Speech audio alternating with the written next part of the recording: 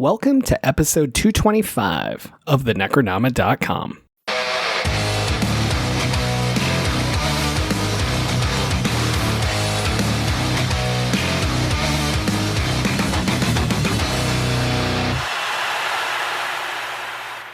I am James Sabata, horror author, screenwriter, co-host of the podcast you're listening to right now, and you could not pay me enough to go into a normal cave I could walk into, let alone the shit they do in this movie. Oh, I haven't gotten used to the silence. I keep forgetting my co-host is gone for an entire month. So, joining me today, I once again have two guests. First up, Michael Bettendorf. Michael is an author from my hometown of Lincoln, Nebraska. Welcome to the show, man. Hell yeah, I'm super excited to be here. And our second guest of the week, filling in for my co-host, is Jason McCord, a man who runs A&E Publishing and gives so freely of his time whenever I need him. Welcome back to the show, man. I appreciate being magnanimous. All right, so I want each of you to kind of tell our listeners a bit about yourself and any projects you got going on, things you want to push, all that good stuff. Michael, you want to go first? Sure, why not? So let's see here. Yeah, I'm a writer of primarily speculative fiction of all kinds.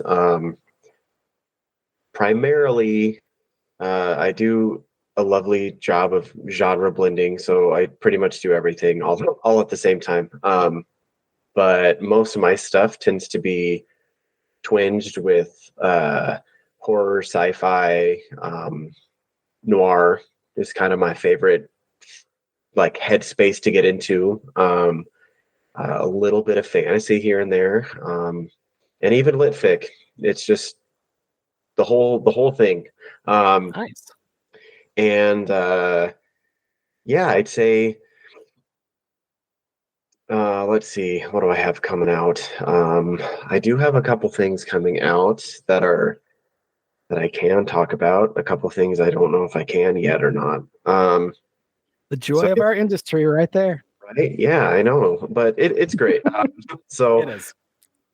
Let's see. The first thing, I've got a short story coming out in Tales of Slay 2023 over at Slay House.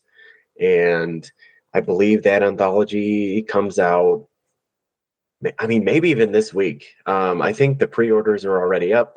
And yeah, super happy to be there. Those guys are super great. I met them over at StokerCon over the summer. And yeah, Trevor and Jeremy are just super, super great guys. And then something that's also super exciting is I've got a kind of experimental game book / choose your own adventure style thing. We're not exactly sure what we're calling it yet, but it's going to be out with the beloved Tenebris Press next year. So I've heard of them. Oh, wait. I never shut up about Tenebris. I knew it was one of those. No, that's super exciting. That's really cool. Yeah. I kind of want to do a thing where when you say choose your own adventure, it cuts in and goes trademark, but I'm right. not going to. I was trying to think, I was like, shoot, I don't I know I can't call it that, but like, I don't know. That seems like such a silly thing to trademark, but whatever. So I have to live with it. There you go. All right, Jason, what do you got going on? So I am the editor-in-chief of AEA Press. We do... I've heard of them. You have, yes. Up until recently, we actually were pretty much a vanity press. Don't at me. I know, I'm the worst.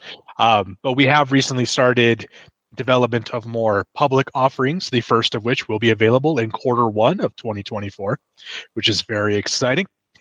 Nice. Follow our socials for that. And then also, I do dabble in writing, mostly erotic laundry stories. That's kind of my thing. That's kind of how I roll. Hosiery just kind of gets me going. But when I'm not doing that though, I do like to write historical fiction. It's kind of my jam. I do like it. Makes me happy. Mostly in the horror genre, just because that's where I live and breathe. And I'm also an occasional panelist. And we were actually remarking earlier, I basically am a switch hitter for the horror industry. I just fill in places where there's Jason-sized holes. And we love it too. We just did it to you in Tucson you did. In Tucson, Arizona, Tucson. I literally was like, "Hey, so and so isn't here. We need you to do this and this and this." So yeah, well, and we do that to you all the time. We do. Yeah. You know what? I'm okay with it. I have no endless amounts of things to talk about at any given time, so I'm good with it. And your press did our anthology for Spirited Giving last year, Shattered and Splintered. That was wonderful. Indeed. Thank you. So I was quite fond of it. Yeah, good times. All right. So, Michael, I like to ask everybody who picks the movie why they picked it. But before I ask you, I just want to throw this at Jason really fast. Jason, how did I ask you about this film and whether you wanted to come on and do it? I believe it was something along the lines of, was it you that liked this movie or was it somebody else? I'm such an amazing professional. I think word for word, that was literally how you phrased it. If it wasn't, it was super close. But yeah, it was, I was excited to do this, and then we couldn't make it happen last week. And I was like, I know one of my friends just loves this movie. And I was like, I'm pretty sure it's Jason. So I wrote you, and yeah, that's what I said. I thought it was funnier coming from you than me. All right. So Michael, you actually chose this. And aside from me saying no to Dumb and Dumber, ironically, because I thought Don wouldn't do it, and now he's not here. Why did you pick this movie aside from that? I mean, okay, so for one, I ramble. I'm sorry. So that's what we do. I'm not one of those people that like rewatches movies a lot. Like, I feel like everything that I really like gets put on like a minimum of 3 years of a rotation, where it's just like, I've watched it recently. I don't need to see it again for a while. And I don't know if it's just one of those things where like I'll wear it out, maybe. Like I'm not sure what it is, but so anyway, The Descent I haven't seen in a while, for one thing, and I felt that it was about time to watch it again. And earlier this year, I work in a high school. I work in the library, and our school's newspaper was like, hey, like, what horror movie, blah, blah, blah, blah, blah. Like, they just kind of were asking some questions. And I wanted to say something other than like an A24 film or whatever. Like, sure, whatever, however you feel about those is whatever. But like, I kept coming back to The Descent. And I guess that's why I chose it. I think it's awesome in so many different ways. It's campy in certain ways too, which I think is great. I think it's one of the first horror movies I watched I think I was 16 when it came out. So, I mean, around that time, that really made me think just like, oh shit, like, horror movies are not just slashers, not just this, not just that. Because I think I was just gonna say, wow, we had a very different being 16 watching horror films, but and that's not to throw shade at slashers. I do like slashers. It's just I don't know. I think I saw it at a time where it was different enough for me, and it just stuck with me. So. What about you, Jason? I know you love this movie. What is it about this movie that does it for you? Well, okay, so fun story with this. So I was also in high school. I was just 18, I think, when this came out. And I went to go see this with my girlfriend at the time. I was 65, just for the record. Yeah. So I went to go see this with her. I didn't pay a whole lot of attention to the marketing of this movie. I thought it was just like what was like an adventure, Call of the Wild sort of adventure story in All a right. cave. I didn't realize the creature feature nature of this movie. My girlfriend was not happy with me at all, but I didn't care. I was having a great time. I had a blast with this movie. And speaking to the campiness nature of it, and I watched it again last night just to refresh myself. It's been a couple years, and Mhm. I had to remind myself that the campiness of it, I think, is the fact that even though it is set in Appalachia, it is very much a European movie. It has European sensibility. Of course, the main cast are all European, Irish, and British for the most part. Mhm. But that does lend a different feel to the characters. It does come across different than a typical American presentation would. Because like you said, in a typical slasher, you got the tropes. You've got the cabin in the woods tropes. You got the stoner idiot. You've got the slut. You've got they didn't do any of that. They didn't. The characters are complex. Their relationships are intricate. And this movie, the entirety of the movie pretty much passes the Bechdel test, which is not Yep. easy to say for horror. Yeah. And especially for almost a full movie. Yeah. Like it's Mhm. one thing, does the movie pass it? Meaning, is there one scene? Because that's the test. And yet so much shit fails it. You can't do one scene. And for a whole movie to do it, just utterly awesome. And Yep. also to finally, for me, it's, you have 6 women and they're finally allowed to be violent and hands-on, and for the most part, I mean, outside of normal human nature in this situation, these aren't damsels in distress. Like they're no more so than if it was 6 men in this cave with these creature features. And that's awesome. Well, and I would argue this. I don't think this movie would have worked with men. I really don't. I don't think so either.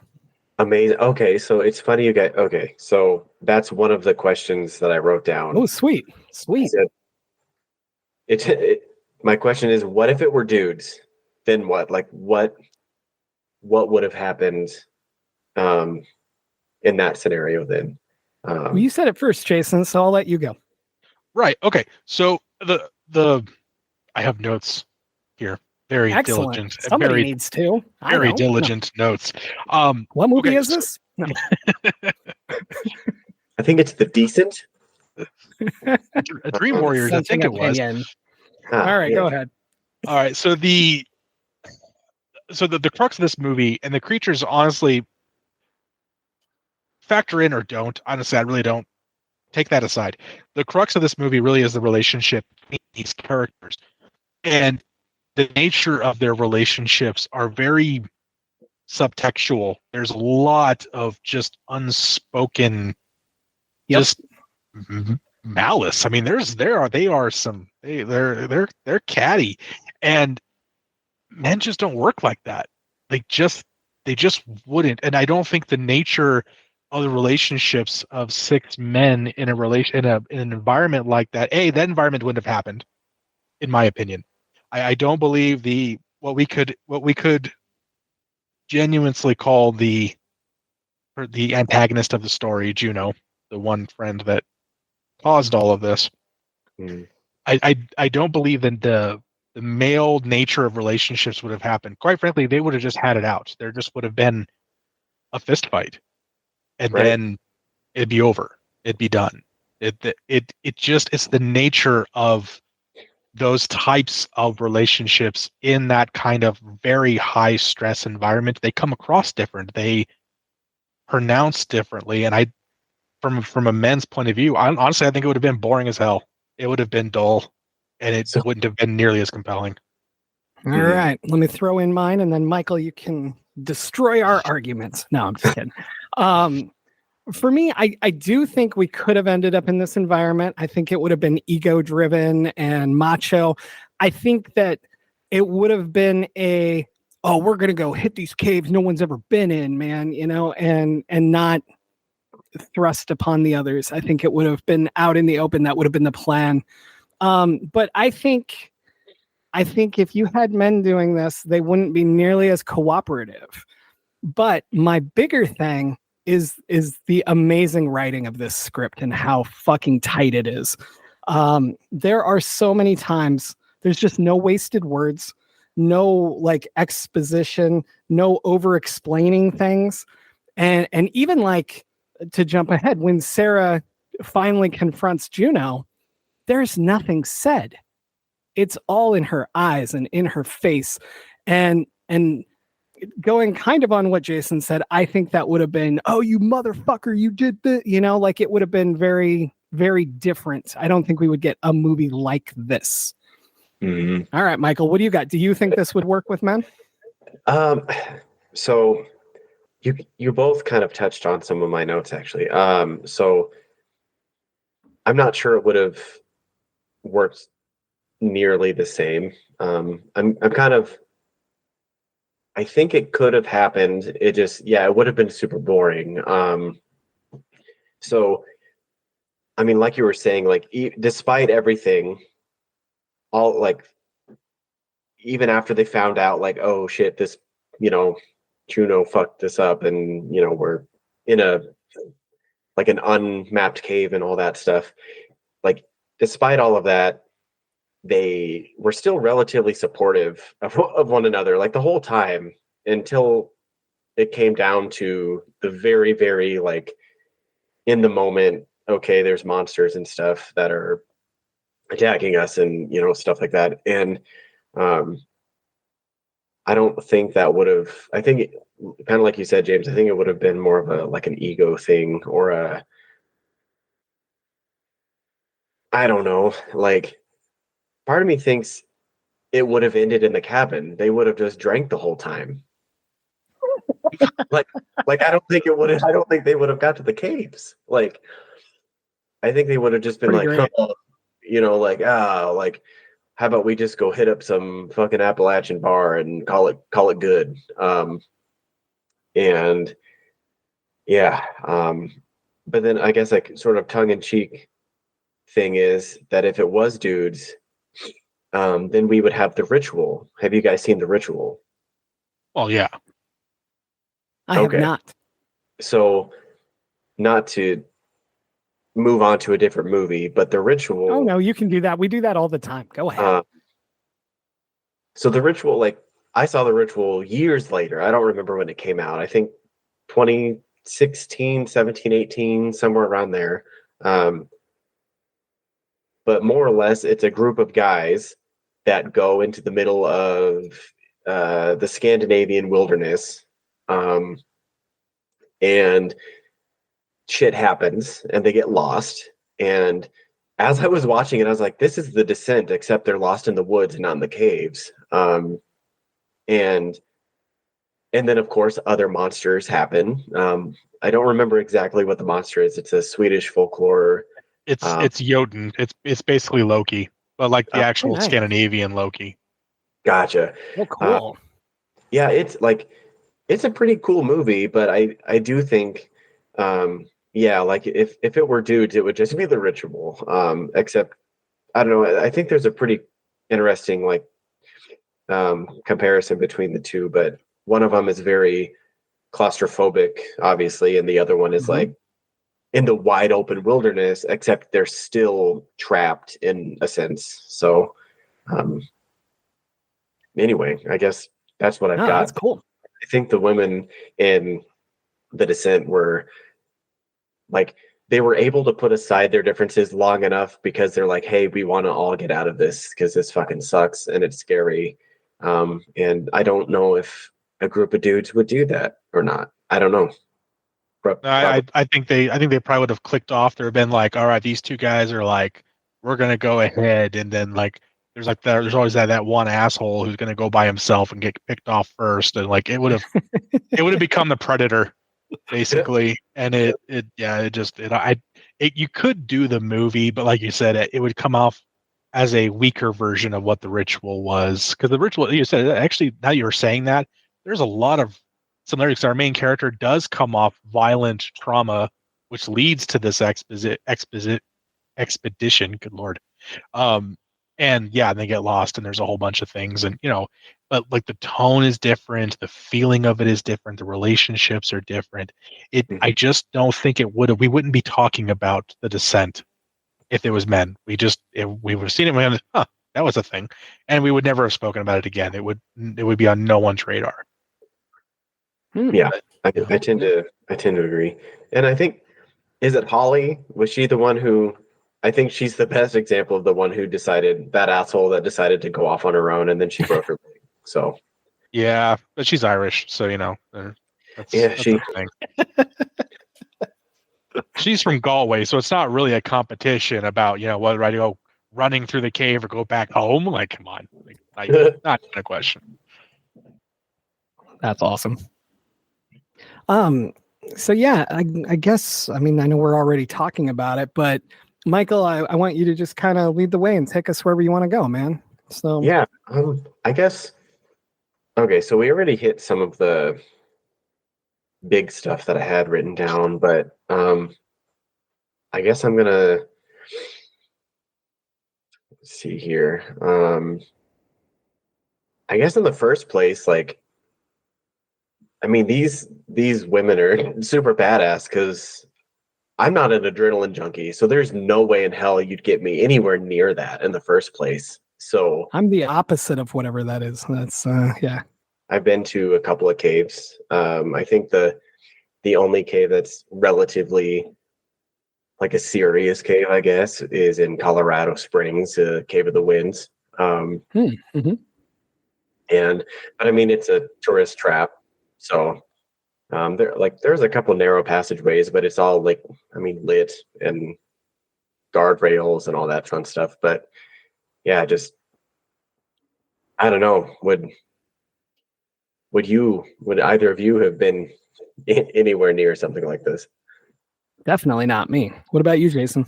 Well, see, here's my problem. All right, so I'm 6'3" and I weigh about 250-ish pounds. I don't fit.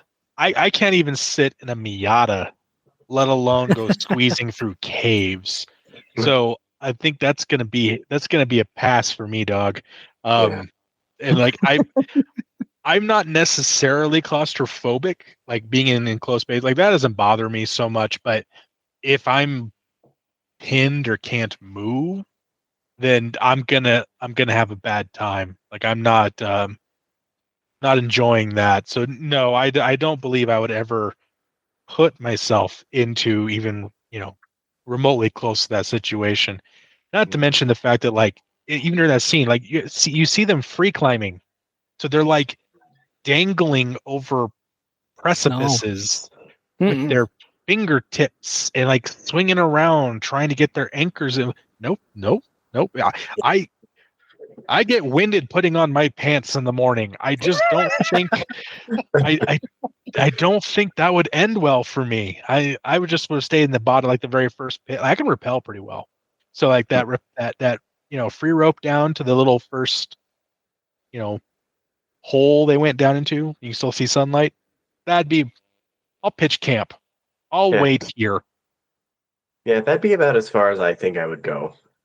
So it's funny. I'm kind of the same way. Like I'm not necessarily claustrophobic, but if I don't feel like I can move, or if I don't feel like there's a way out, like if air starts to feel gone, like it, I don't know. I'm trying to remember. There was an episode.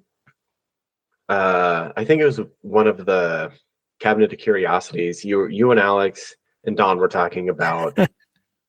I love those episodes. Yeah. And I was like, yes, like I don't remember exactly which of you described it that way, but I was like, that's exactly me. Like it's not necessarily closed spaces. Like elevators don't bother me and stuff like that. But man, if you cover my face and it starts to feel like I can't move super well, like God, I'm gonna fucking freak out. Like I hate it. Yeah, I don't know for sure, but that was probably me because I always bring up the example of the Paris in Vegas. If you go up the Eiffel Tower, their elevators are super small. They're like little triangular coffins, but they fit like, well, they shouldn't, but they shove like 6 people in these things.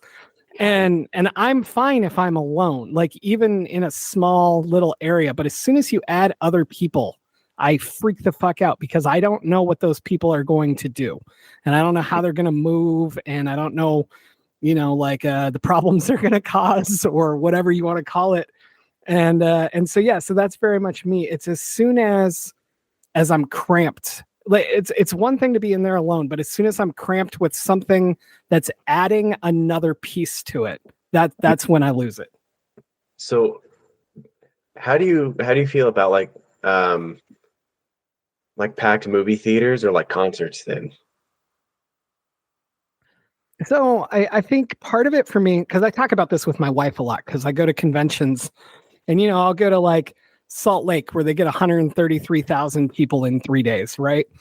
And I can handle that fine. But if you send me to the grocery store, I can be completely fucking overwhelmed and like leave halfway through. And I told her, I think it's like, it's the level of what I want out of something. Like what sacrifices are you willing to make to be at Salt Lake or to be at Phoenix Fan Fusion or that kind of thing, or a concert I really want to go to. But even like just anything else where I don't overly want to be there. Like I'm not at the grocery store because I'm excited to be there, right? So I think I immediately want to cut and run because I'm not getting enough out of this terrible experience. Mm-hmm. What about you, Jason? Are you scared of the grocery store too? Oh, I pay to have my groceries delivered. Yeah, hell yeah. No, that doesn't happen. But it's funny. So my issue is more anxiety based. Like that many people together, I can't. And for me, it's more that like I'm one of those people that like I'm constantly on guard. So it's always how many steps am I away from the exit? Does that person pose a physical threat to me? This constant, inventory of the people around me. So it's exhausting to be around them. But as you said, I can be in a packed movie theater, no sweat. I got this. And I think a lot of it has to do with the fact that like movie theaters I'd live in one if they would let me. I love them. I absolutely love them. To get me to go to a concert, I'm usually either bribed or threatened for the most part. But like airports don't bother me, conventions don't bother me. And I think a lot of it has to do with the fact that those in particular, I've given this a lot of thought. I think it's because the conventions especially don't bother me because I have a role. I have a position, I have a thing I'm doing. Yeah. And that provides me with a layer of there's an armor in that. I'm not Jason in the masses. I'm a panelist. I have to get to my panel, get the fuck out of my way. So like that helps. And again, the airport, same thing. I get to the airport 5 hours ahead of time. Usually I'm one of those people. I have the TSA pre-check. I don't care. Like you can be as crowded as you want. I don't give a shit. I'll get to my flight. I don't care. I'm good. I'm zen. So it comes down again, it's circumstantial. It's you have to rise to that situation that that you're provided with. And grocery stores, unfortunately, I just cannot bring the hero in me out in a grocery store. I become a petty old woman in grocery stores, and I am just the worst. And I just don't like who I am in a grocery store. Not fond of it. I just want to point out, I did not know that answer when I asked you, so that was amazing. Nice. I love that. But yeah, even when you're doing panels, like you take Phoenix Fan Fusion, we have one of the biggest rooms there. It's packed because the panels we were doing are like game panels and they're super popular. And I'm not out in that. I'm up at the table with like a max of 5 other people. So it doesn't feel that same way. And when I have to go out into the halls, I choose when I go, like I wait till panels start or I go specific ways where I know there's less traffic. So I think it's more controlled, whereas the stuff I have to do in my daily life is chaotic. And no matter how good you try to make it, it still sucks. Yeah. Mm-hmm. Yeah. Well, just the fact that maintenance tasks in general are just the absolute worst. Yes, like true. I spend half my paycheck paying other people to do my maintenance tasks for me. I don't grocery shop. I don't clean my own house. I pay for all that. I ain't doing it. Like, nope, not my idea of a good time. So Nice. it's about allocating that energy and to circle back to our movie. I actually do There's a think movie? there was. I heard about it. I actually do think that's one of the things that those characters did do well. You actually can see it when that first cave-in happens, where they are trapped with a capital T, and they know it, and now they're in. We're in this mode. They all immediately they sit. They go, okay, let's sit, let's think. All right, we're gonna push on. We're gonna do it. You can see the change in the order of their thinking. It went from, hey, look, guys, we're cave diving, yay, to all right, we're gonna keep going or we're gonna die. They never say that. They're just you can feel the change in their demeanor, and it's really good to see that because usually in movies the call to action that you see, writing term there for you guys who have aren't Absolutely. aware of that, that's what it's called, the call to action. I- Usually when you see it, it's so much more dramatic. It's so much more usually with your roided out male heroes. It's very spoken like a speech. It's awful. It feels like being clubbed over the head, and it's pandering. This movie doesn't do that ever. Right. It just, like you said, James said earlier, there was no exposition. It just does, and it's Right. marvelous to see. I think that's one of the reasons why I like it so damn much. Man, so about that like cave-in scene, like that's one of the scenes that sticks with me just all the time. Like I'll be doing, your least favorite thing, grocery shopping, and I'll just I'll just be like, "Oh shit, remember that time fucking Sarah almost died?" Um and like it is legitimately one of the most terrifying things just because I mean to go back to the whole cramped quarters, like she can barely get through that. And then Mm-hmm. to have that happen, and then it's almost this like I don't know if I mean maybe Neil Marshall, he's the writer and director if I remember right. Maybe he meant this to be this way, maybe not. I don't know, maybe I'm looking into it too much, but like that scene reminded me of like a classic birthing scene. The way that you've got one of them coaching the other one through it. Nice. It was all about this breathing, all about the quit panicking, all about the like we can do this, let alone the like imagery of like a tight space and someone like a Mhm. living body coming out of it and all of that. And I was like, Jesus Christ, like this is just a perfect scene. It's so good. And We they do even it. get the big push of now, Yeah, right. Like, Yeah. and they do it with such like so little, like you said, Jason. Like it's like they didn't have to try to like impress. They just did it. Mm-hmm. Yeah, that's good. If that's not what Neil meant before, it's what he meant now. If he's asked, he's going to see this and he's like, "Yeah, totally. That's totally what I meant." That's Yeah, right. of course. The symbolism and shit. You know, as you say that, it dawns on me that if this was men, like we talked about earlier, there would have been a lot of going down in the giant vagina jokes. So I'm even more glad that it's not. Yeah, and yeah. There's only one sex joke in that entire movie, and it's when she's trying to get her out of that fucking hole, Mm, and it's a really innocent, because and one of the things I've heard from people about this movie, I get a lot of when it first came out, especially people like calling it a lesbian film and all, very very a lot of derision for no real reason, like just people just hating on things. mhm. I blame MySpace, but Top eight. it, yeah, but like there was a lot of that. People are like, oh, they're lesbians. They never once, nothing of that sort ever happened. And again, like that would have been easy, right? That would have been a cheap cop out that they could have done to get an easy connection or a cheap titillation from the audience. But they never do that. They never give in to that baser impulse with it. And I respect the hell of it. And again, to your point, James, I think if there were men in this, there would have been so many jokes like Oh that. yeah. Well, and You know, now that you mentioned, there's like zero nudity, zero like sexualization or anything like that. I don't think. yeah, I none can't that's think of any. obvious. No. No, like Hmm. And You got to again, be kind of surprised that there weren't like 3 producers going, what if, hear me out, they take off their clothes and swing across on them? Yeah. You know? if Harvey Weinstein had been involved, that would have happened. But Jesus. It'll I make gotta it get my easy digs to in. climb. Yeah. But yeah, no, they don't. Again, that would have been easy, right? But they didn't do Right. that. They never fell into that trap.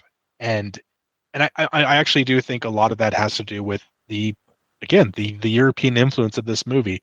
You look at the Mhm. studios who made this movie. They're not studios we know of. They're not well known. I mean, it has an American distributor, but the movie was done. It was made.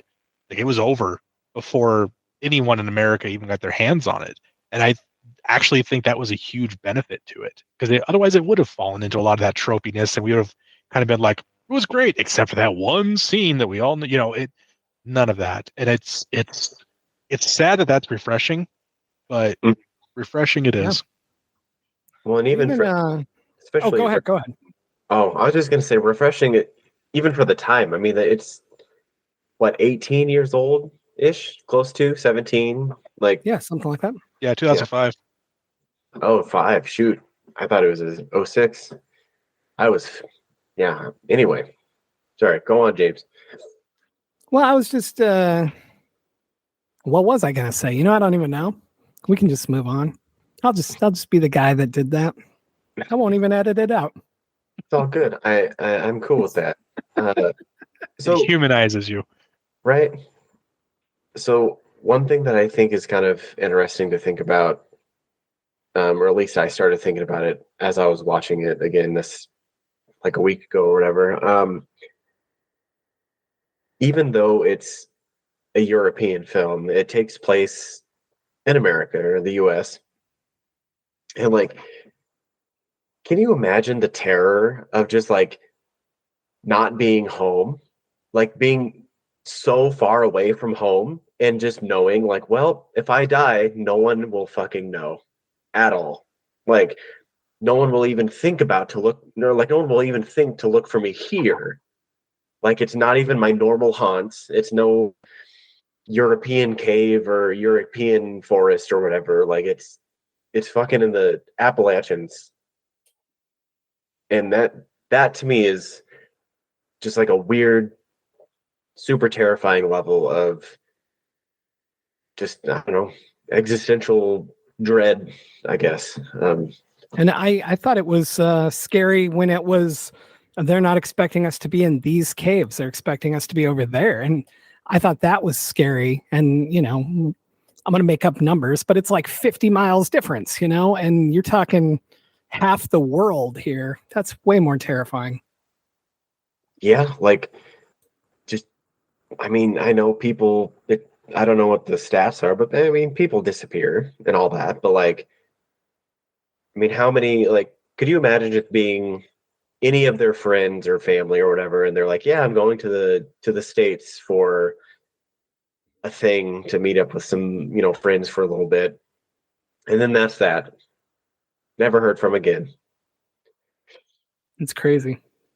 Well, yeah, and again, she said like that one character, I can't remember her name, talking about how she filed that their flight plan with the mountaineering group in the wrong cave, so they're gonna be looking for these people for weeks probably in the wrong place, and it'd be like, well, they're gone, they're just missing. And like you said, that dread of like, I'm gonna die here, no one's ever gonna know, no one's gonna find my body, scared, alone, in pain. Like, geez, that's just no thanks. Yeah, it's awful. Like that's like, and I think this movie specifically does such a good job of like bringing those sorts of feelings like right to the surface, which unfortunately for them they didn't get to. But um, Oh, shots fired.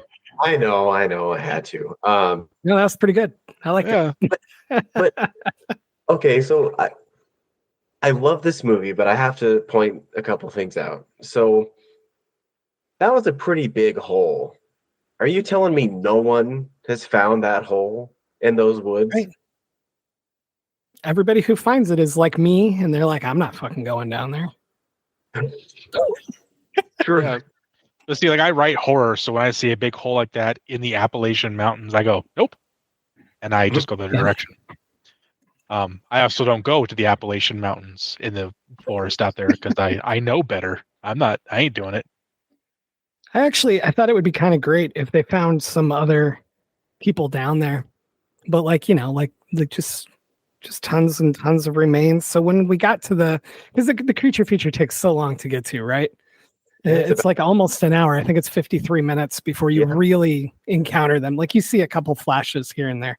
But I remember the first time I saw this, just sitting there going, oh man, wouldn't it be great if they found like other people after they thought nobody's ever been down here?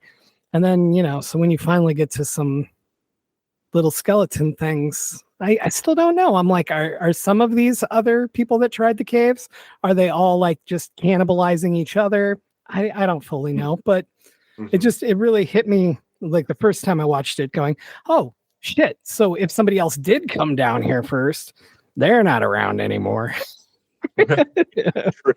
And then this time I just didn't remember that it took so long to get to them. So the whole time, at first I was kind of annoyed. I was like, no, I want to get to the little creepy guys. Where are they at? And then actually rewatching it, I was like, man, they totally Scooby-Dooed me and just drilled in that the monsters are the humans, know? Yeah, they even mislead you with like you're gonna see things, you're gonna hallucinate, you're gonna, well, so they make you think that she's just, having, these traumatic flashes or what have you, and then be like, nope, it's actually a real thing. Ta-da! Run. So I go back and forth with this thought every time I watch this, but like, how necessary do you think the monsters like are? Like, I like them. Like, don't get me wrong, I think they're cool. But would this movie, like, how do you think this movie would work without them? So we actually I watched this last night with my roommate who had never seen it before, and I lied about what kind of movie it was going into it. Nice. Yeah. I was just like, oh, it's just they go spelunking and things go bad. That was it. Yeah. That's not lying. That's exactly what happens. Yeah. But I was even asked, like, where's the creature? Like, oh, there's no creatures. It's just, they're just trapped in the cave. Okay, that's lying. That's lying. I was misleading on purpose. But with that, we did talk about that afterwards, and that was their primary feedback to me was like, I liked it, but I think we didn't need the monsters. And I thought about that, and I gave it some thought. And I think the real bit that the monsters provide, honestly, is this movie would have petered out because like it moves very well. The pacing on this movie, it never stops. It's great, fantastically paced, but there's only so much where you can keep the constant, oh look, there's their head poking through a little crawl space, and look, there's their head poking through a little crawl space.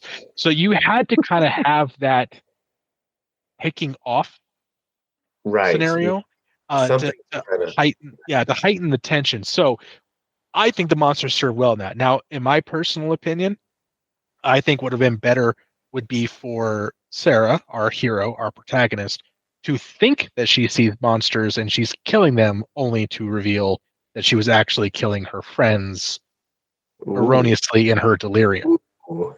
I like that. That's fun. You could have had the same thing, and you could have gotten the whole thing. You could have gotten the same punctuation. But then, in fairness, especially again, Neil, if you're listening to this, I'm not trying to trash on your stuff, but what it also, I think, what the monsters do is it does give our protagonists that common enemy, and it allows them to interact in an organic way because you have this outside force, you have this third party who's removed from them applying this stressor. Whereas if it was more internal, it would feel different, and the point of the movie and the relationships would have come off differently, and then our protagonist would have come off as unlikable. And right. And I think it would have completely changed the tone of the movie. It would have become more of a thriller and less of a, psychological horror like it was, with some Eli Roth, level of violence there at the end. So it could have worked. I absolutely think it could have worked, and it could have been great, but it would have been different. It wouldn't have been the same movie. Mm-hmm. Yeah, I would agree with that. I think my only thing I don't feel like just trying to climb over holes or get dug out gets us to the. I can't believe I said get dug out. Anyway, gets us to the emotional moment between Juno and Sarah. I think we've already done it, right? Like we've had the cave in. We're not going to have anything that can outdo that as far as a cave in is. And we've had climbing over the pit. So these two need this moment of something else out there causing this problem. And also like just like my favorite death, the one where she flips around and stabs her friend in the neck. Like I feel like it would be harder to get to stuff like that, and we need that because, and I'm jumping ahead here, but I'm not fully convinced that Sarah was totally pissed just about her husband cheating. I think a lot more of it is I can't trust you, so you can stay down here. It was like revenge for her friend, if you will. So I feel like the creatures had to be there to give that outside force, like you said a little bit ago. But I just think also just emotionally and threat wise, we just needed something we haven't gotten to before. Yeah. I think I pretty much all there with you guys on that. So we need like an alternate version of this movie. It's the same in every way except with a different, third party stressor, just to kind of see. We can make like an anthology movie of just like alternate takes of what actually goes down in these caves, just to kind of see how it plays out. But again, I do think the monster's necessary because the whole crux of this movie is the relationship between Sarah and Juno, and it doesn't work without what it is. And to that end, I do got to say, Juno as a character, that's an awesome character. Like it, she ticks. She's complex. She's self-assured. She's morally gray, and like not in like a villainous way. She's not a villain at all. She's just a person who's made some, mistakes. Choices. But one of the things I like about her, and I wrote this down when I was watching it last night, and this is a trait that we don't see a whole lot, especially from women outside of like anime, but callousness. Like it's such a wonderful trait in people that we never get to see. It never gets to be out there. And Juno is endlessly callous. She's not cowardly. She's not evil. She's not mean. She's not vindictive, but she is callous. She has such disregard for the feelings and the well-being and the consideration of others because she's just so self-assured. It's chef's kiss. It's just beautiful. I just love it. Nice. So that kind of brings me to a thought that I had during this. Did Juno really deserve what happened to her? Because like you said, she's not necessarily a villain. I mean, obviously the adultery aside, or the infidelity, whatever it is. Okay, so she's sporting with her friend's husband. Obviously that's fucked up and that sucks. And it's a whole slew of issues there. But is it like that bad as far as like, I don't know, getting a pickaxe to the leg to be left to fucking die versus like working together to get out? Like, yeah. And I know like that's Sarah's obviously dealing with a whole bunch of shit, and she got different information from, was it Beth? I don't remember which. Yeah, Beth is the one that got stabbed in the neck.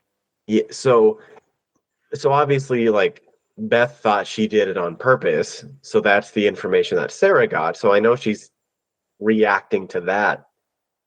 So maybe it's not fair. I don't know. But I don't know. I don't think Juno deserves what she got, in my opinion.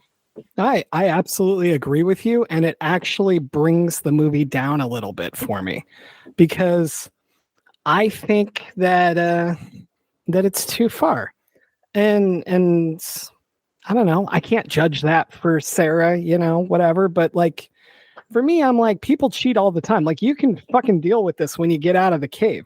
Your odds of getting out are better together. Juno is obviously very adept at this. And if you're scared that she's going to turn on you and fuck you over, I get that. But I don't get an indication of that. I get, you fucked my husband, you have to die. And maybe it's the Beth thing, like I said as well. Like, I can't trust you. Again, I get that. I just don't feel like it's fleshed out enough. But as it is, like, as it's presented, or at least how I took it, I think it's too far, and I think it lowers your odds of getting out. So I don't like it. It's funny. We had that. And my person I watched the movie with, we actually had that same conversation of, and I agree with you both. I don't believe that was a death-worthy sentence. Even if she did kill Beth, she obviously did it on purpose. Like, come on, like, she has absolutely no indication, and she has saved them throughout this. Like, obviously she didn't kill her on purpose. And Beth's big thing that she was talking to her was that she left her to die. Right. Like, yeah. and again, that's the callousness. And she didn't do it because she was scared. She didn't leave her because she was frightened. She left her because she's a survivor, and she was going to survive. And to James, to your point, I absolutely agree. If they would have, and actually throughout the movie, it kept saying, like, we don't have time for this. It's just like, especially towards the end, it's like, it's like, cry later. Like, we can sort this out. Like, once we get out of the cave, we can fist fight right up there. That's fine. But like, let's just get the fuck out of here first. And so, yes, I am firmly of the belief that if she hadn't killed Juno, they both probably would have gotten out. But she didn't. She decided to be callous herself. Sarah decided to be callous and wound Juno to leave her to die. She didn't kill her herself, which, I mean, like, come on. Like, if you're going to do that, like, kill her. Like, don't be a bitch. Right. You're right.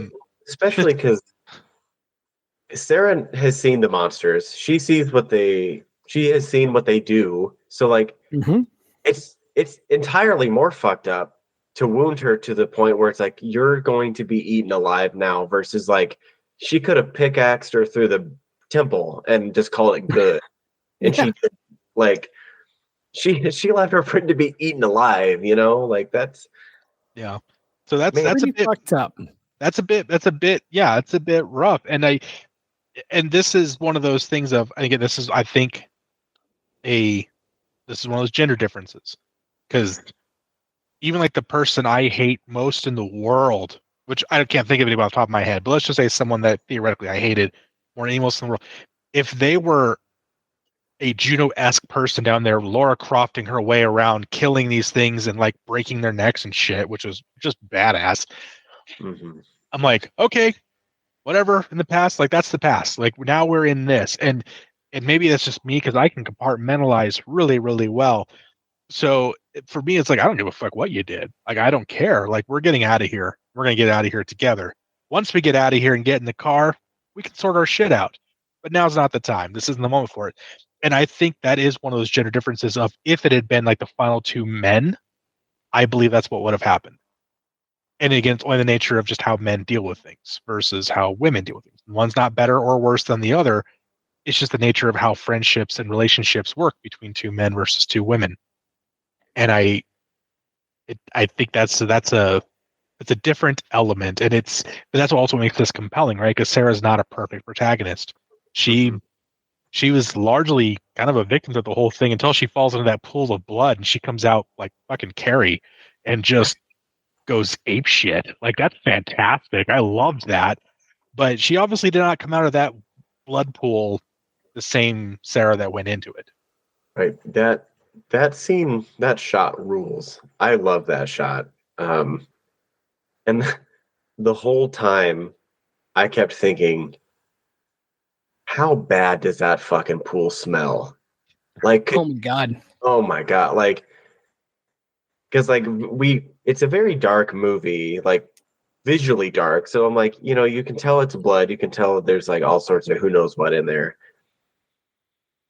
But like, yeah, the sense of smell, that whole scene, I'm just like, oh God, like, God.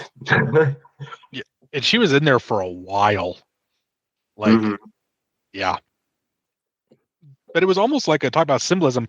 It was almost like a baptism, a very dark baptism. Like, Mhm. Mhm. like she kind of comes out like the bride from Kill Bill. She has some very Uma Thurman eyes there for a while. Mhm. And But it is interesting because we get to end the movie with a different Sarah. But I think they had to do that because if she had done what she did as the I'm retching because they're eating Ollie Sarah, mhm. it wouldn't have hit the same. It wouldn't have felt the same. We would have, I don't know, it would have felt emotionally connected to her differently Yeah. than the one we got, which again, I'm not complaining because it was badass. Like that was some, I'm really fond of that. It was really, really cool. Mhm. I on the symbolism note, I also look at the blood pool, and you mentioned Carrie, so direct tie-in. You could go the period route with this, right? With the symbolism there of becoming the woman you're going to be. Like she's been birthed at one point. And now we're at womanhood. I don't know. I don't know if that's intentional. I don't know if it's even there. I like what Jason was saying about it as well as a baptism. But just as an English major, it's been drilled into me that everything is sexual and, or genital related rather. So I kind of got to go there as well. I don't know. See, for me, it's the Catholic in me. Everything's a baptism. Everything's a Right. ritual. No. Yeah, I think they're both super valid. I Or mean, we're it could have just been that it looked badass. She's all bloody now. Absolutely. Arr. Yeah. true. Like, that Very. very well could have been. Like we're It would English be teachers. interesting if that somehow keeps the little crawlers from coming after her. Like she smells like she's already dead, so they don't go after her or something. I Well, don't know. because there was that scene after she crawled out of that pool and she's laying there. That one crawler does like step all over her and ignores her Mhm. because Mhm. he thinks she's just another body down there. So yeah, there could be something to that. And yeah, I mean it's definitely cool, and it didn't feel tacked on. It didn't feel No. because there is again a little bit of that predator-ness, and that little bit of the Arnold dress, covered in mud kind of thing, but it didn't Yeah. feel as tacked on as that did. I mean, they're different movies. In fairness, Predator's amazing. Don't come at me. But it has that like I don't know that transformative feeling to it. I really liked it, and I liked that it was just a moment of trial, a moment of whatever you want to call it, stress that just she snapped. She really did. And I don't think she would have killed Juno if she hadn't gone into the pool pit and, and killing the little baby crawler and its mother. And like I don't think any of that if any of that hadn't happened, I don't think she would have killed Juno. I don't. The more I'm thinking about it, the more I'm glad she killed Juno. Because I am thinking everything you said about her being callous, about how she left Beth and didn't finish the job, and like just I kind of feel like maybe Juno would have fucked her over given the opportunity and walked out of there. So maybe she just did what Juno would have done. I don't know. But honestly, I don't believe so. I truly believe that Juno did love Sarah in the deepest of ways, like as a person and on a sisterly level. I really do. And Um, that doesn't necessarily translate to the others. Like no, it you doesn't. could They were just tag-alongs, but I do yeah. believe that like it was about Juno and Sarah, and in that order, it was about Juno's relationship with Sarah. Juno deeply wanted one, and she wanted to continue it, which was clear by all of her actions. I do Mhm. believe that she would have given herself up to save Sarah. She even refused to leave the cave to save herself without trying to go find Sarah, even though she was pretty sure Sarah was dead.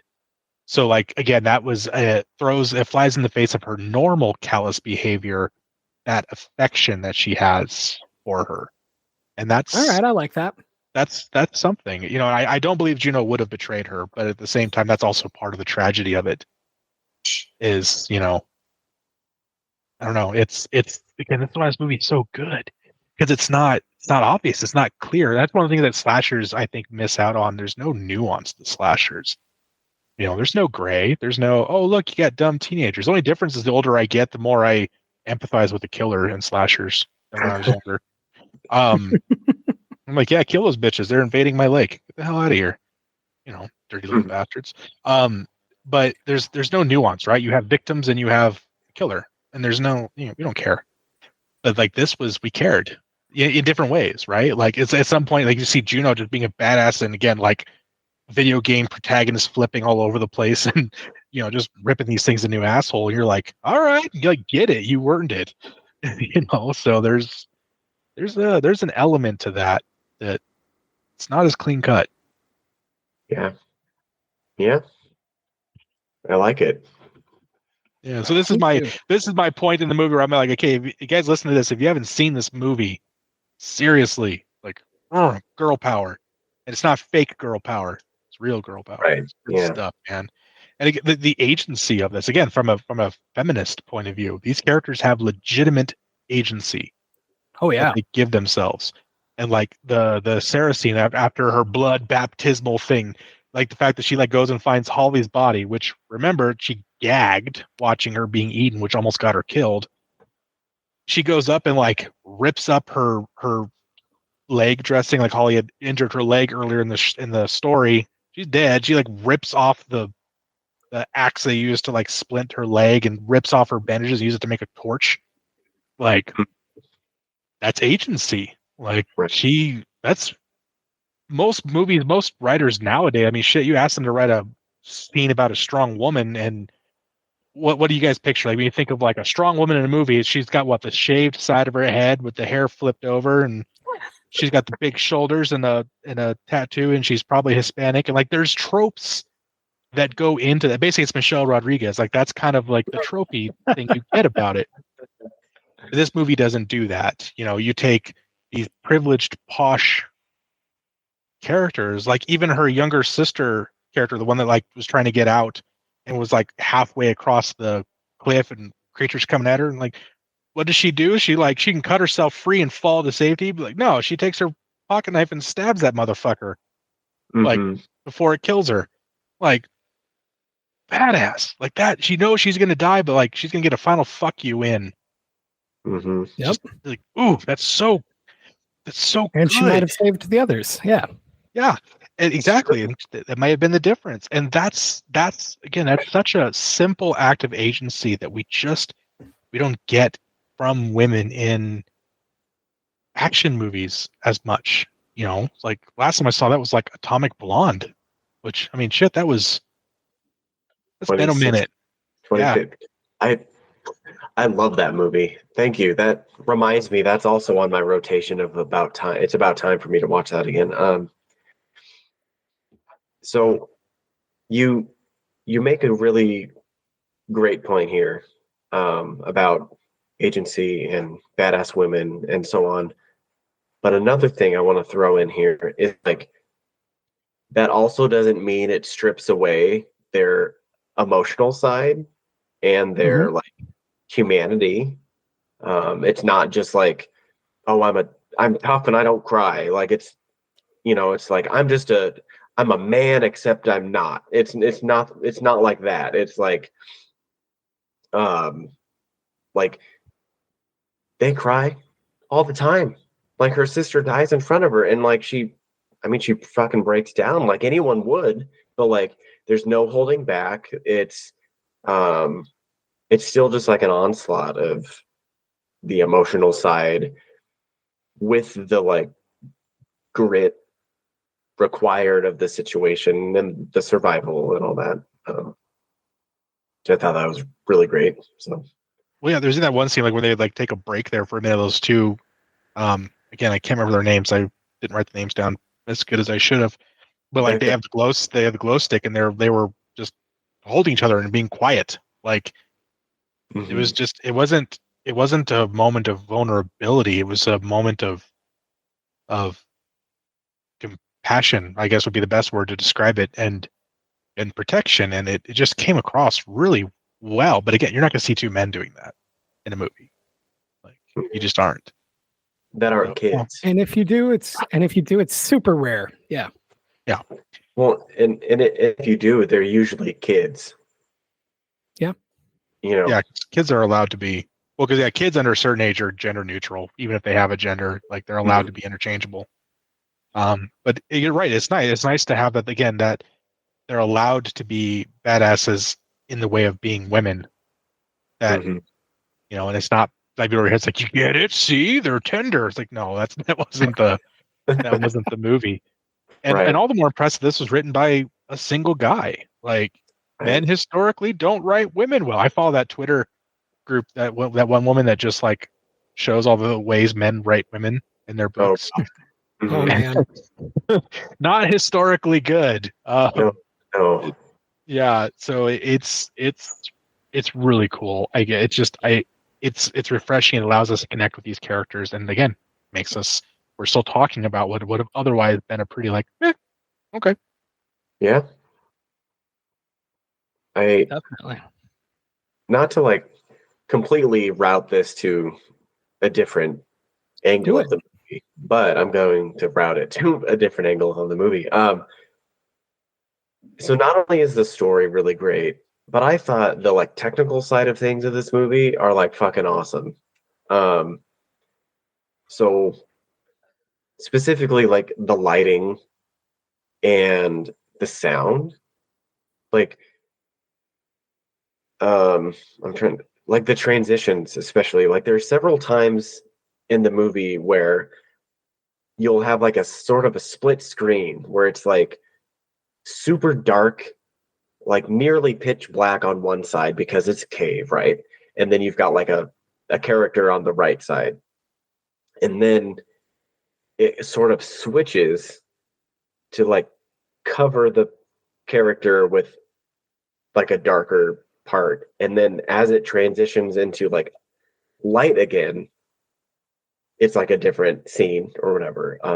And I just thought that was really clever the way they did that in several occasions throughout the movie. It's kind of hard. I didn't explain it super great, but do you know what I'm talking about? Like, am I completely? Yeah.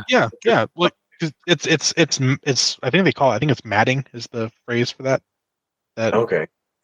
Where like they only using darkness, they only show you the parts that you want or need to see. Like probably one of the best examples using like what you were just talking about, like one of the final scenes she's climbing out of the cave, and you can just see just a little bit of light shining down the like sloping pile of bones, and everything around her is dark. All you can see is her lit up and that little trail of bones as she's crawling up. Like what a cool shot. Right. Like yeah, there was quite a few of that. It never felt repetitive. It never felt, like, oh look, you're going for that again. That's neat. Right. But, well, I really liked the hospital scene towards the beginning too, where she's the lights, like slowly go out, and it's just like, to me, it's just like perfect foreshadowing. Like having seen the movie, I'm like, yeah, you did it, and that's awesome. So yeah. Now, the other part for me was the sound. There's so many points where it's super claustrophobic, and all you hear is breathing. There's no music. There's none of that stuff. And I can't help but think about how many times movies, and not just horror movies, all movies, ruin shit by adding sound.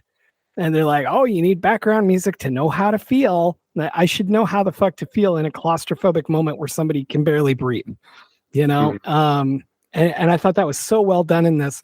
I feel like a lot of it is just like ambient background noise throughout, but it really added to like the depth of it. I watched it on my computer with my headphones on because that's what I do at night when my family's sleeping. And so, the sound was really obviously something I was paying attention to because it was so right there because I'm wearing headphones. See, I can't talk either, and I do this every week, so I don't know. You don't need to worry about it. I'm just rambling over here. No, yeah, I absolutely see. For me, it wasn't the breathing that I caught. It was just the like water drops. It's silent, Oh yeah. except for like water drops here and there, and it's just like God. Like most movies would have filled it with some sort of ambient synthesizer noise or something. Mm-hmm. With and I like that they made the choice to say no, this is just going to be silent, except for white noise essentially. Well, I don't know how obvious it was for you guys with however you watched it, or Jason, I think you have a big surround sound system, but with the headphones, the water drops were like quieter in places or louder, like so it was really like where you were in the caves, and I thought that was a really cool touch. Ooh, that's spooky. Yeah, so I went and looked up because I was curious. There is someone who got credit for doing music in that movie. So apparently Good there for was some them. music, but I don't remember hearing it. So if there was, good job. That's impressive because I don't remember hearing a single bit of music in there. So yeah, That's apparently there was an fantastic. actual score to the movie. So again, bravo, because I didn't pick up any score in this movie whatsoever. That's brilliant. And also, I could talk about the fact that this is all done practically. Like the Yep. creatures, Yeah, the crawlers, the sets, it's all practical. This was in 2005. This was the heyday of like, let's slap some CGI bullshit on this. right. Like So there's none of I that. I read a little bit about some of the the monster stuff. And some of it was a little I should have read it because it made me overthink it at the end, and I was kind of annoyed by it. But um, the part I really liked reading about though was so it was all practical effects and all that, but they pulled an alien, and they didn't. None of the actresses knew what the monsters were going to look like going into it. They had no idea. Nice. So their first reaction of the monsters is them seeing it on camera, which I think is amazing.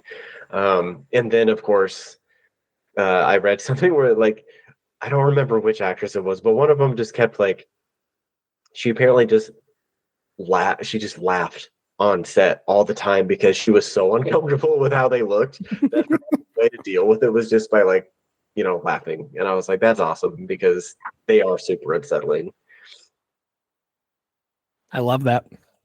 Yeah, but it works really well. The effect works really well. Although I will say, speaking of Alien, I do think if I had to be nitpicky here and give a criticism, it would be that I do think they overplayed the creatures a smidge.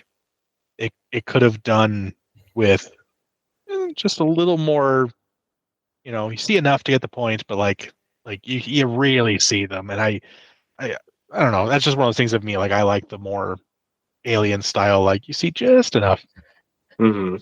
Yeah. Yeah, I kind of like I'm good with either one, but then I want you to commit to it. So like Yeah. the South Korea film The Host. Like you see the monster the whole time. And I'm totally cool with that. I love it. It's a great monster. But then if you're not going to do that, I want you to go the alien route, or we recently covered Banshee chapter and you barely see the monsters in that. Like I want you to pick one or the other. Yeah. Yeah, I think that's fair. yeah. And this one they and I guess because by the end of it, I guess when you're seeing the monsters really full up, the nature of the movie had changed. It was no longer a claustrophobic, race against time. It was we're gonna kill every single fucking one of you kind Right. of movie. So I guess that it does make sense with the nature of the movie. It does fit. Um, it's more of I get to Monday morning quarterback this because I'm in Yep. the future, so that's my privilege. And there we go. That's my quarterbacking. Take Hmm. that. That's my Yeah. only gripe. If I had to find one, like I had to look and try. How great would it be during the cave in if she was like, something bit my toe? Ooh. And then later we find out. Ha ha ha. So I do have one question, and this was also another point of contention, and 'cause we're kind of getting to that stage anyway. So the ending, Sure. Uh-huh. um, I'm not sure which version you guys saw, but I bought it off of Amazon because it was like $4, so I just bought it. Um, and so the original ending that they produced had her. Yeah. She finds a way out of the cave. She crawls out. She does a Texas Chainsaw Massacre run through the forest back to the car, and she gets in. We have a few fake out scenes, right? So like we have like she pulls over and like you see this like truck barreling up on her, like pretty long shot, and Mhm. scares the shit out of her. And then she, you do the pan over and she leans out, throws up, and we pan back. Like we know what's coming, right? We know there's a jump scare coming, and then there's the dead Juno, and ooga booga, and an American version. That's where it ends. That's the ending of the movie. But the British one is that the Juno thing happens. She opens her eyes and she's still in the fucking cave. Mhm. Like she didn't get out. And she's at this point, everyone's dead, Juno's dead, and she hallucinates her daughter and smiles as the creatures like close in around her, cut to black. Like, and I personally, huge fan of the British one. Like that extra scene of like, oh, psych, she didn't get out. Fuck you. Like she's just full on cuckoo for Cocoa Puffs and she's about to die. Congratulations. Like I like that so much more. But apparently the American test audiences hated it, so they cut it out. Like I don't know. I don't know how you guys feel how you feel about that. So this is also in my notes. Because I'm with you. I've seen both versions. And I definitely prefer the original British intent. Yeah, I don't know, it's perfect, I think. Especially because not only is she like the hallucination isn't from out of nowhere because she hallucinates 2 other times of her Yeah. daughter. So that like everything tracks, it's believable, it's lovely the way it were. It's awful and terrifying and awesome. But what gets me every single time is it not only do we see the daughter, it starts to pan out. And then you see just how deep she's still in the cave. And Mhm. then it cuts. And that's what fucks me up every time. Like, nah, like there's no hope. Like she's still just down there.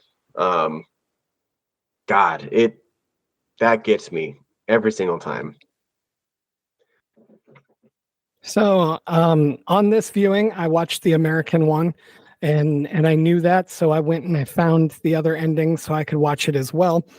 And I'm torn because, on the one hand, I think the American ending is a horror ending. You know what I mean? Like just that expected horror ending. That's what I'm trying to say. And I do see how some audiences thought the other ending was too bleak. But with that said, I don't think the movie makes any sense if you cut the other ending because of all these flashbacks. And if it's like Chekhov's gun, right? Like these have to serve a purpose. So getting to the end and not having this final hallucination is stupid. And so while I like the jump scare end from the point of view of an audience, I don't like it from a writing point of view. I like the other one. So I'm torn. I like both. But I don't feel like it makes sense without the elongated version.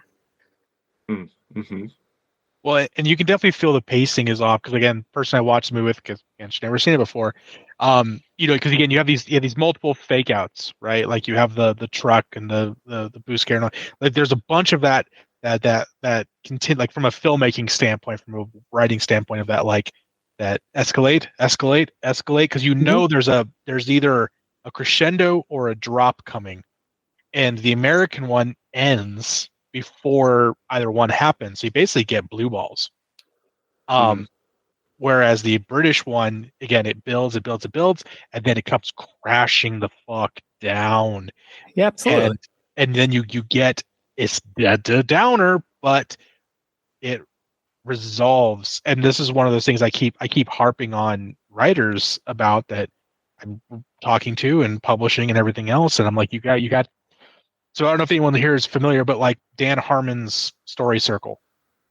is, your yeah. story has to satisfy. The points have to connect in order to create a satisfying feeling with your story. It can go any way you want it to, but it has to connect, or else it's just bad writing.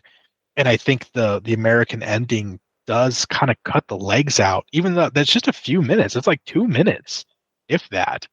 But Yeah. it's a really important 2 minutes. Because if you're going to cut that out, you might as well cut out all the like flashbacks and all the like seeing her daughter at the birthday cake and all of that. Like, there was no point in that then. Like you said, like, then cut it all out. Then it wouldn't have felt so That's bad. my thing right there. If you're going to cut one piece, cut the other pieces. Yeah, and they shouldn't have cut it. It would like, God, I hate test. We just talk about that. Test audiences are just the worst. If anyone asks you to be a test audience, just say no. Don't give it. Say give yes and fuck this shit up. God, I hate that. I hate that procedure. That mentality. It's so bad. I hate it. I really do. But it took away from it. It really did. And speaking of taking away, I don't want to talk about the sequel because I feel like it definitely took away from it. I was also gonna say that. I was like, yeah, apparently there was a second one, and I haven't seen it, but I read a little bit of the Wikipedia, and I was like, yeah, I'm gonna pretend none of that exists.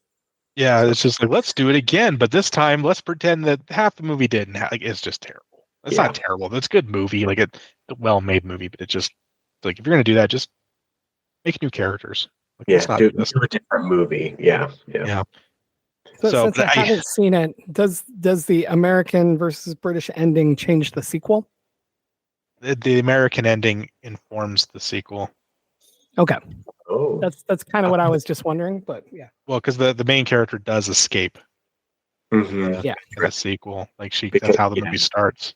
Because they question her, Juno and all that shit. Apparently, something like that. Yeah, and they go back in. I don't care if we spoil it. Like, fuck you guys, we haven't seen it by now. But like they basically send a team down to get the bodies, and of course, it doesn't go well. And they find Juno, and she's still alive, and like Sarah like saves her only for her to die anyway, and Sarah stays with her to die, and and you have the creepy old man in the woods trope, and it's just boo. Yeah, like just this sounded pretty rough. Yeah, like it's well made. Like it but again, if you're gonna go back into the caves, just have new characters and be like, hey, we heard about this, we're gonna go look for our friends. Cool. They were killed down there. Let's go check it out. Yeah, I'd buy that. Like, and I wouldn't be upset. Like, fine, okay. Like, there's motivation. I get it. Like, just remake the movie. Cool. Like, I'm not mad at it. But yeah, it's one of those things, and I think that's also one of my biggest issues with storytelling. A lot of things in today's market, whether it's movies, whether it's books, or whether it's anything, it's like everything is a franchise. Everything has to connect to something else, and it's like, I don't want any of that. Like, just tell a story, let the story exist in itself, and just be happy it was there. Like, quit chasing it. Just let it be. And like, that's why this movie in of itself as a standalone is fantastic, because it's a concise story. You have friends, we have an establishing shot of who they are, what they do, trauma, they come back together, they're picked off, everyone dies, stories end. Like, that's perfect. And from a horror standpoint, that is a perfect horror story. Chef's kiss, put a bow on it, that's beautiful. There's, like James just said earlier, there's no fluff. There's nothing extraneous in that movie. Nothing. Sounds like they didn't take those notes for the second one. No, not so much. And again, it's one of those things where it's a different writer, a different director. The original guy produced it, but I mean, what else are you gonna do? Yeah. And so, like, I don't know. It's just, for me, it's one of those things of like, if you're gonna tell a story, just tell a story. Like, just tell it and be done with it. And it probably should be telling that it was released straight to DVD in the US. So there you go. Yeah. And it was written by 3 people instead of the original, which was written by 1 guy. So, that should tell you what you need. Just tell the story, and let stories be dour. Let things be sad and depressing and just shit. Like, it's fine. Like, there's a place. That's why we watch horror. If I want uplifting, I'll watch something with Rupert Everett in it. Like, I want I want the darkness. Give it to me. Mhm. Man. Agreed. I don't have anything else in my notes. Do either of you? Not particularly about this movie. I have I have one other thought on Sure.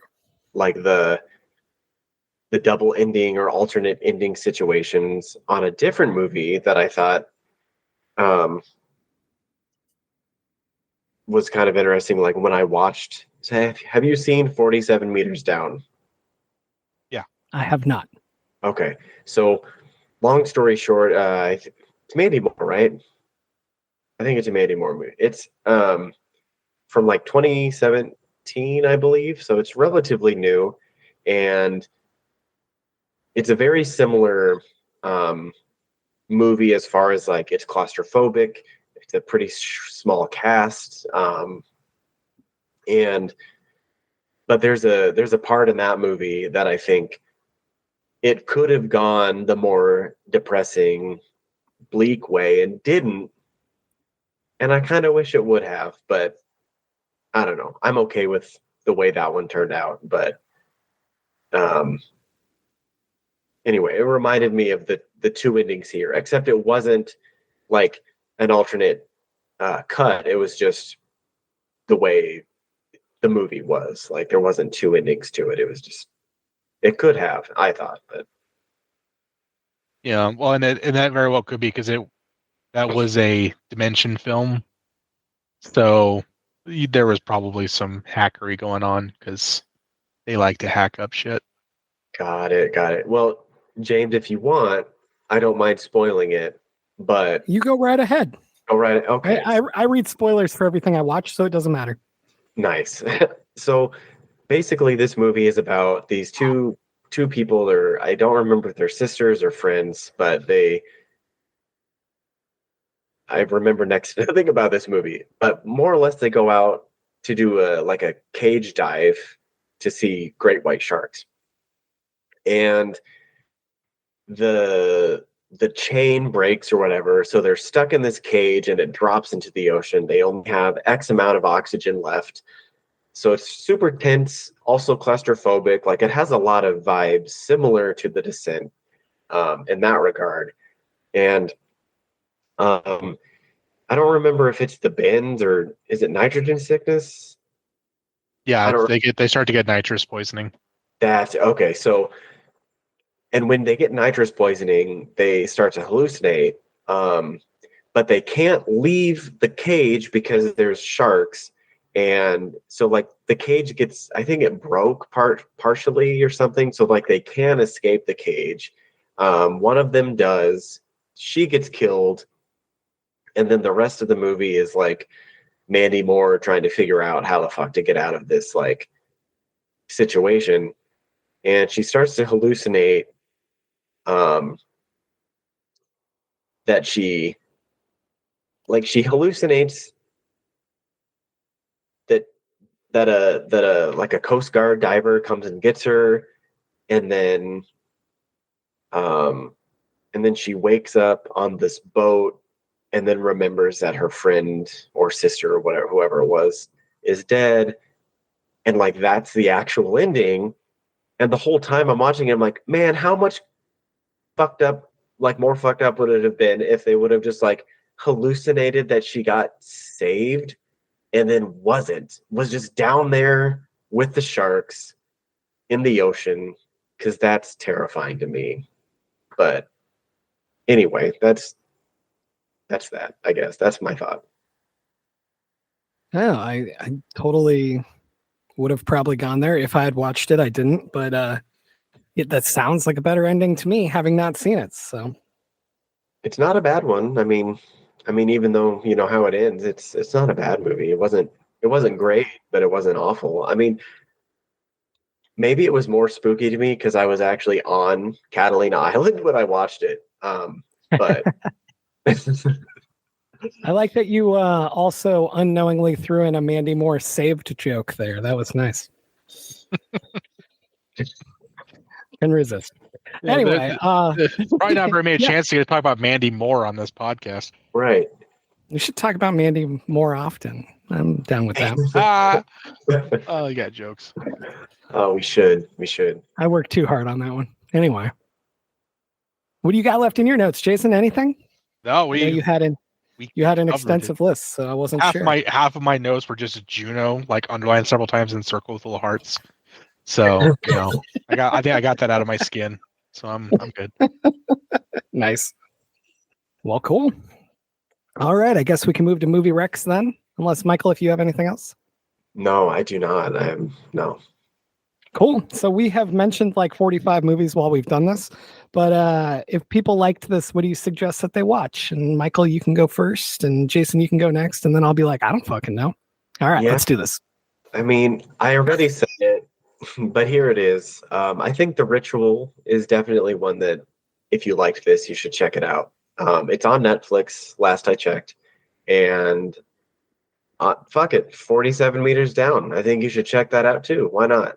I think they've all got similar vibes, but are also their own thing. So yeah. Excellent. All right, Jason, what do you got? So in that kind of like claustrophobic, getting picked off feeling or whatever, that movie Life, the one with Ryan Reynolds and Jake Gyllenhaal, Mm-hmm. I don't think I got enough love. That's really good, really tense. Has similar pacing. It kind of has that same kind of picking people off sort of mentality to it. It's pretty good. It was good, and you get to see Ryan Reynolds die. So spoiler. I'm sure you couldn't, not surprised there. Doesn't happen very often in movies. Another one that I think kind of slipped under the radar for people that I believe deserves another chance is the movie Underwater. It was in 2020. It has Kristen Stewart and Vincent Cassel, and it's an underwater research facility movie. It's got a cast of 6 fucking people in the whole thing. So it's a really good, it's very tightly written. Again, talking about emotional roller coasters of ups and downs, very catastrophic kind of stuff. It's really good. So I would highly recommend watching that, give that a shot. I believe it's on Hulu if I remember correctly. But that's definitely one I would encourage to see. Nice. So normally I do a double feature. So I'm going to go with a little known 1982 film called John Carpenter's The Thing. For anyone who's never heard of this, it's an all male cast. And I just kept thinking about that when we were talking about stuff. And it still got some of the claustrophobia and some creature type things going on. And I don't know, any good excuse to watch The Thing, right? So I'm going to throw these together. Also, I just want to add that I was just Googling some stuff while we were all talking. And apparently when he was directing this, I lost his name. Who directed this? Neil Marshall. Thank you. I could not come up with his first name. I was thinking Marshall something, and I'm like, that's not right at all. Anyway, when he was directing this, he heard like before they cast, the cast was originally more mixed. There were like a couple dudes in it and stuff, and then he heard that horror films almost never have all women, and so that's why he went that route. And then this is the part I loved that I read about while we were talking. He literally had them go through the lines and rewrite them the way they were comfortable with, so that it would sound more natural, that the bonds would be more natural, and that everything would flow the way it should for 6 women. And I just want to say I admire the fuck out of that, and I wish more people had the courage to do that kind of shit.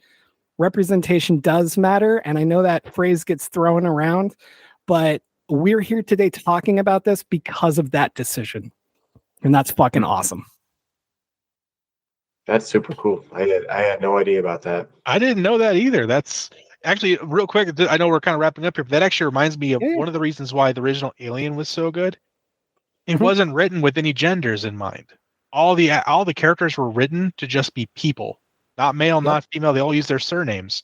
So the casting was just whoever fit best.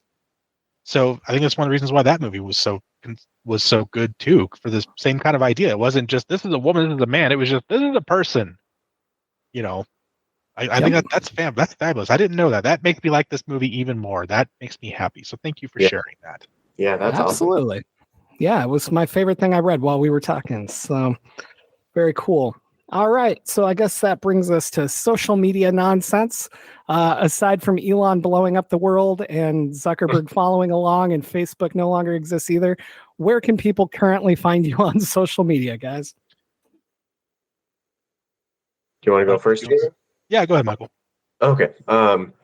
I begrudgingly am still on Twitter, but it's fine. And I'm also on Blue Sky, which no one seems to be. Like, I think everyone forgets about it. But anyway, my handle is I think we're all there, but we don't know how to use it.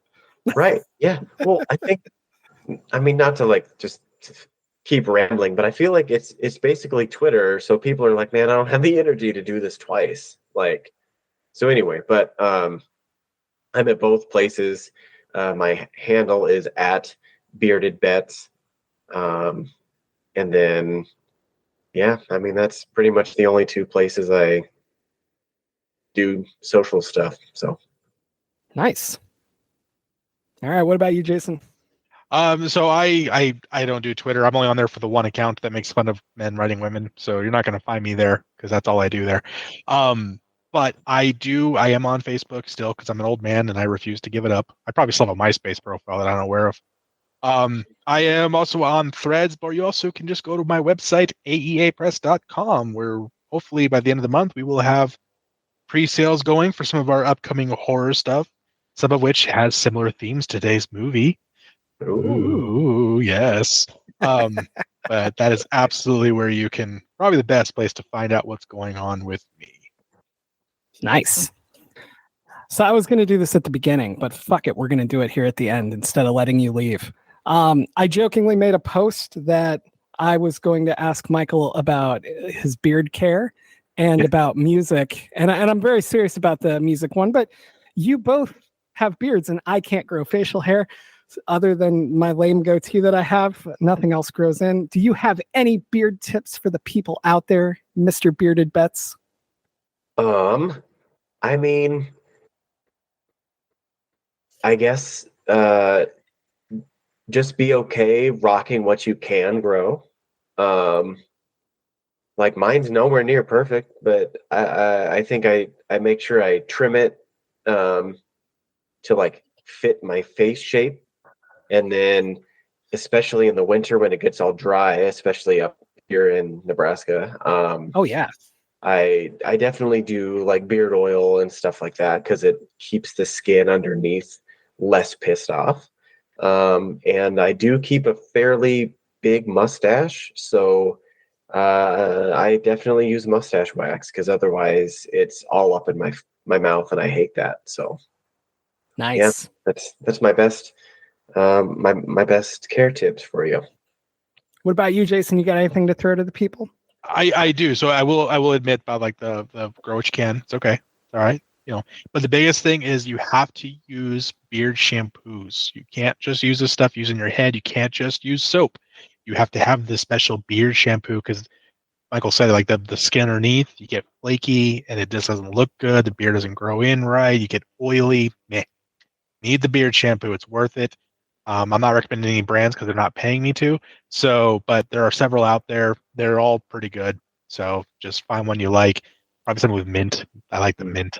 Nice. But yeah, you got to wash it very specifically. You can't use your all-in-one. It won't work. Oh, another tip. Be patient. Like if you've never grown or to like tried to grow your facial hair out, I know people that are like, yeah, I just I quit after a month or two, and I was like, nah. Like you have I truly think if you're going to try to grow a beard or whatever you can grow, give it like 4 months minimum, maybe 6 months, just to see what patches fill in, what areas look better or grow better than others, and then from there you can be like, okay, this is like my beard grows to a certain point, and then it just doesn't really grow or add length anymore. So like once I figured that out, it was super easy for me to be like, cool, this is about where I need to start like trimming and making it look less haggard. And that'll help massively. And then also get a good brush or like a wooden comb, something, or like a wide tooth comb, because like using the plastic combs that you'd find at the store, typically you're gonna like, they'll pull the shit out of your hair and it doesn't feel good. So yeah. Nice. Beautiful. I feel like if I'm going to tweet these things, I have to actually follow up. So thank you both for doing that insanity for me. I love it. So Michael, I was on your blog and you made the crazy claim that's going to get you killed by readers. No, I'm just kidding. You said that music is more important than writing. And that just resonated with me. I love writing. I love editing. I need music in every aspect of my life. If you left it up to me, I would have a constant soundtrack going on that would tell everybody how I feel or whatever else. So I wanted to ask you both, because Jason, I know we've talked about this before as well. When you're writing, how important is music? And do you make like a soundtrack for what you're working on or for your character's feelings? Or how do the two interact? Michael, would you like to go first? Oh, okay. That's a really tough question, because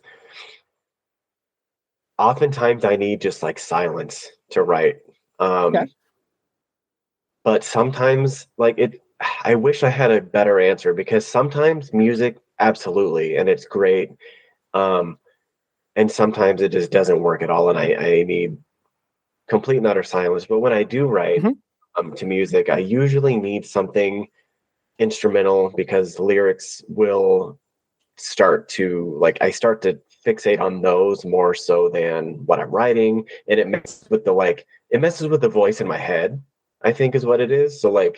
if there's too many words getting tangled up in my ears while I'm listening to music, I can't listen to my writing voice. So and then as far as like specific stuff, I definitely do try to find things that fit my mood. I think I really am like a very moody person, and I'm affected by the seasons, which is one of the reasons why I've moved away from Nebraska before, and I not having seasons fucking wrecked me. It sucked. I need my season, and I need the change. And I think the same thing with music is like, there's certain albums I only listen to, or I tend to listen to them more often in certain seasons or certain weather or stuff like that. And I think the same goes for writing. Like if I'm writing, not to spoil too much, but my current project, the experimental one, definitely has a lot to do with like the black metal scene. And so I've definitely been hitting up more of that, it's the perfect time of year for that for me anyway. So I already do listen to that around this time of year.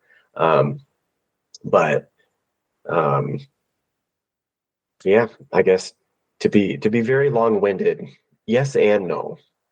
No, that's cool though. Yeah. What about you, Jason? So it depends. When I'm writing my erotic laundry stories, I actually have specific playlists in there. One of them, the character actually has music that's referenced throughout the story. So I built a Spotify playlist. So I'm actually listening to the music the character is listening to while writing the story, which works out pretty well. But actually, for the most part, I'm a sucker for, and much like Michael, I can't really have much lyrics because I get distracted and it's been like 20 minutes and I'm like jamming to Ghost and I didn't mean to be. So I have to like pull myself back. So I listen to a whole lot of those like lo-fi hip hop beats on YouTube. All right. Because they just play for hours and hours and hours and hours. And I can listen to that crap it's not crap, it's actually wonderful stuff. I listen to that all day. And because it just kind of goes in the background, but it keeps me kind of, keeps me from squirreling. So yeah, lo-fi hip hop beats, man. That's my jam. Well, they have a lot of new stuff now. They got like these like 90s synth pop lo-fi beats out there, and man, they're just so good. I just love them. So yeah, that's usually what I'm writing to. Nice. I tend to either play music the whole time I'm writing, or not at all, kind of what Michael was saying. But like when I did Fat Camp, I literally released the playlist that goes with Fat Camp because every single time I wrote a kill, I listened to one song on repeat, and when I was reaching the end, I kind of viewed it as like movie credits. So I played the song that would be in the movie credits in my mind, and just to like be in that moment basically. But I find that I do it a lot. Like if I'm working on a specific project and I know a song like really puts me in the headspace that character will be in, I will blast it. Like it's so loud I can't hear anything else. And I'm just in that moment listening to this song 1 or 3 times, somewhere in there, depending on the day. And then I turn it all off and I just start writing. And it's just kind of harnessing that emotion that I know I can tap while it's there. And so I'm always fascinated by what other people do. And like I knew a guy who played music on that level while writing, and I can't do that. It's got to be beforehand, but I don't know. It's just fascinating to me what we all do and our little superstitions or tools that we use. Yeah. Wait, so was that your roundabout way of asking us what our process is? Kind of. Should I just say that next time? No, I'm just kidding. No, I was really fascinated by the music thing, and so I don't care about the rest of your process. To your a really quick, funny aside about putting a song on repeat for something I did 2 years ago. Yes. So, I had a story come out in a Nicolas Cage themed anthology. Nice. Such a goofy story. I'm so glad it exists. And in order, like, I feel so bad for my wife. If I remember right, I wasn't quite back to work at the time since, I was on summer break, and I listened to Lowrider by War on repeat the entire time that I wrote this story, because I was trying to get into the like Nick Cage mind, like headspace. And it reminded me of Gone in 60 Seconds when they were like, that was his like song before he went out to like boost cars or whatever. So I'm like, I'm going to listen to Lowrider. And God damn it, I did. So many times. That's awesome. Well, I suppose we should call it a day. So thank you both for doing this episode. I've had a great time, and I hope that you both have as well. Absolutely. And oh my God, I did it. I made it through a whole month without Dawn. It's been hard, but I've had some amazing guests, talked about some good films. Now it's time for me to take a month-long vacation. But I won't. I'll see you next week here at thenecronomid.com.